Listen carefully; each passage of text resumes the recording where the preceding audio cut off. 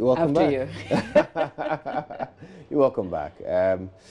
Now, there's been a lot going on up north in preparation for the funeral.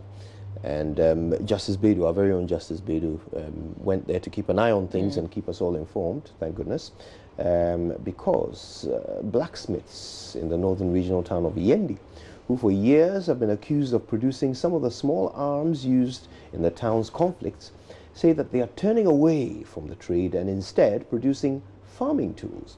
As the people of Dagbon climax the funeral of their slain king, Yana Yakubu Andani II, Justice Bedu has been spending time with some of them to find out how a reduction in small arms could help in the peace process there and boost business. Smelting the metal in blazing hot fire. These are the blacksmiths of Yendi. Temperatures here around this time of the year are running into well over 40 degrees. The men are drenched in sweat, soaking up the heat from the fire, while they hammer scrap metals into shapes they desire. For years, accused as the ones behind the many small arms used in warfare that have spilled so much blood in towns like Yendi, now they want to clear their name. We inherited this work from our forefathers. It is not meant from... Bawa Bashir, aged 60, has recently retired from his teaching job to take up the trade he grew up learning full-time. He has spent years traveling through small villages around Yendi to warn other blacksmiths on the dangers of manufacturing arms. Previously, we were manufacturing bows and arrows and spears. We were able to do it, but nowadays, you see, this is modern times. No one likes to use these things again, so we are not doing it. We realized that it was a harm to us, so we just banned doing the spears.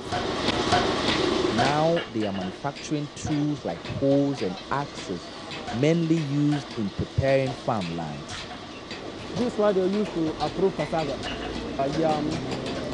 Sometimes when somebody is going to look for herbs, that's what they will normally use and go and fetch that particular thing.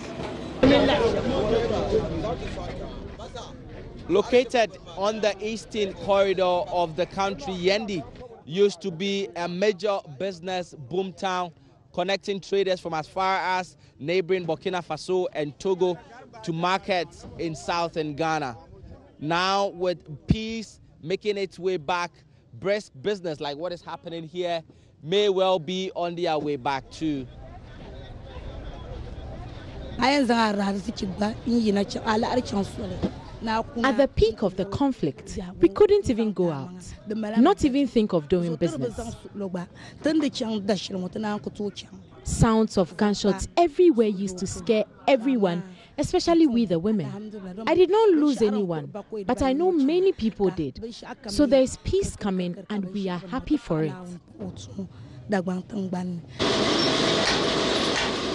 All over Yendi, there's a fresh air that seems to be blowing, and many, including one's sworn enemies, want to move on. And for these blacksmiths, it's no to arms and yes to the tools that can help build livelihoods rather than killing it. Justice Bedu, JoyNews, Yendi.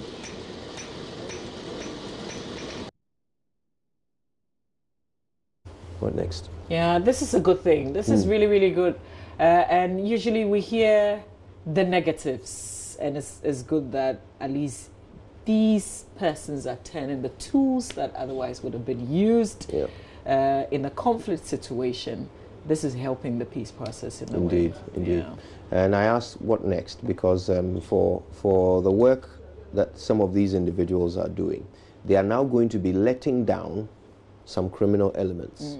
People who were relying on them for these weapons now can't get them from them. And that in itself might create some element of risk for them. So I'm hoping that there are some mechanisms in place to help those who make the choice to stop, manufacturing arms and to do something else, farming implements and so forth. Something to make that choice more attractive to them, so that we'll have more and more people in other parts of the country doing the same. I like what the gentleman said in the beginning, that we're in modern times. So the things that we used to do, they're not needed now. It's nice to see that they see peace as progress, you know. That's the best way to look at it. That's the way to achieve it, you know, because we can't keep doing the same old things. So Justice is in Dagbon. He would keep us updated. We're in the final moments of the funeral rites, so Justice will be coming through with what is new. Okay, well, Justice is actually joining us via phone right now. Justice Baidu, you are back. You were there some weeks ago, and you're back for this final funeral rites of the late Yana Andani II. What's going to happen today? So, Mama, we are just waking up. We've had just barely 2 hours of sleep because it's been all night. Many people arriving here in Yendi from all over Dagbon and even beyond. Many cultural groups, traditional delegations from all the different communities and towns around the Dagbon Kingdom who are coming in, and they have kept wake all night, dancing and drumming and waiting for what would promises to be a historic day. It's been more than 15 years that they've been waiting for the funeral of the late Yana Andani that is finally going to climax today. And so today, Mamavi, it is going to be a huge gathering of chiefs and people of Dagbon. Many people who have come here, and I must tell you that when we arrived yesterday, one of the discussions for us has been getting a place to even lodge, because many of the guest houses and hotels in Yendi itself are already booked and full to their capacity, because there are many people, many visitors, people who are from here, who have traveled, are all back here for this very, very historic funeral today, Mamavi. So how is security today ahead of the big events? So security is one of the key highlights that you wouldn't miss if you are a first timer in Yendi. And as you said, we were here 3 weeks ago for the funeral of the late Yana Abdullahi, and of course there was security at the time, but because of events that have occurred in the last week or so, it has been beefed up. As I say, we were up until about 3 a.m. and all through that time, I could see armored vehicles patrolling through the town of Yendi, even in the deep neighborhoods outside the city center itself. You find armed men in police vehicles and military armored cars who are all through the town. But that has not taken anything away from the beauty of the event itself. I mean, people are going about their livelihoods as always, and it doesn't seem as if they are bothered at all about the security concern. I think people are pouring out genuinely to be part of what it promises to be a very, very historic occasion. And I've been speaking to many young people who tell me they haven't seen the funeral of Yana all their life and are looking very much forward to what is going to happen today. Justice, do you know what sorts of people? You've talked about chiefs and some other persons, but do we know in terms of dignitaries? Because in the last funeral for the other half of the faction, we saw some political figures and some top security persons in Dagbon. What are we expecting today? So this is expected to be a very high-level funeral. The last time we were here, the vice president himself had been here. And considering the fact that the president himself has been involved in the roadmap leading to today, there are expectations that there would be representation from either himself or the office of the vice president here today. and indeed, many top shots, talk of ministers. We were on the same flight yesterday with the security minister, the minister for chieftaincy and religious affairs, the CID chief from Accra, and many other members of parliament, top shots in security. In fact, that flight was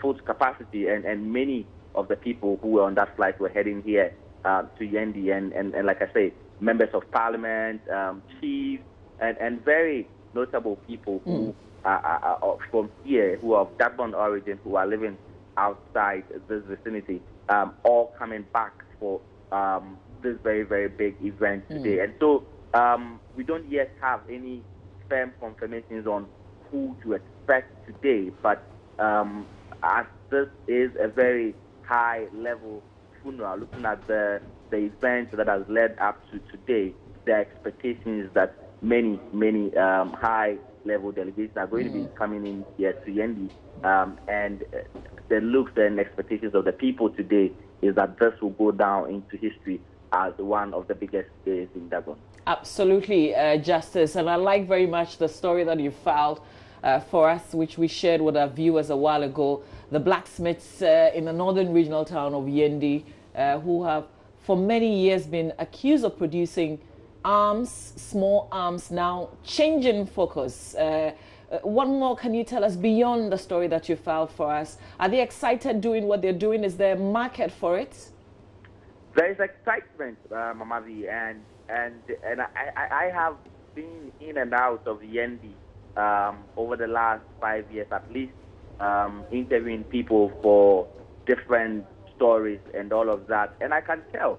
And if I show extended versions of the interviews, people, everybody I have spoken to, young, old, men, women, everybody says, look, we are tired of the name Yendi always coming next to gunshots, deaths, curfews, and all of that. People are genuinely, or they look genuinely tired of that status quo, and many people are seem poised to change the narrative. And so these blacksmiths are people, many of them, all across Yendi, not just Yendi, towns like Bimbila, even Tamale itself, which is the regional capital, who have been involved in trades like this, but because of the raging conflict, not just here in Yendi, but many other places,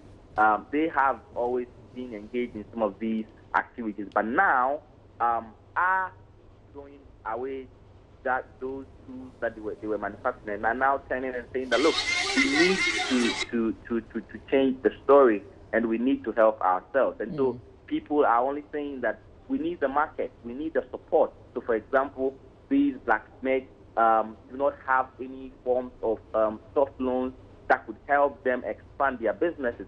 If you looked at the visuals, they are still using basic knowledge and using their hands to do something that simple machinery could have helped them expand and produce more. And so, and they tell me that if we had the support, if we had the investment to expand, then we could employ many of the young people who are engaged, who are usually the ones who are used when these conflicts blew out of proportion. And so it is also a call on government and many of the other people who are involved in this peace process that some of these initiatives are supported. One of the things that we should also speak about is the fact that, especially in this part of Ghana, for almost 6 months, there is no activity because they have just one season of rainfall, which means then that when the harvest is over, there isn't a lot of economic activity here.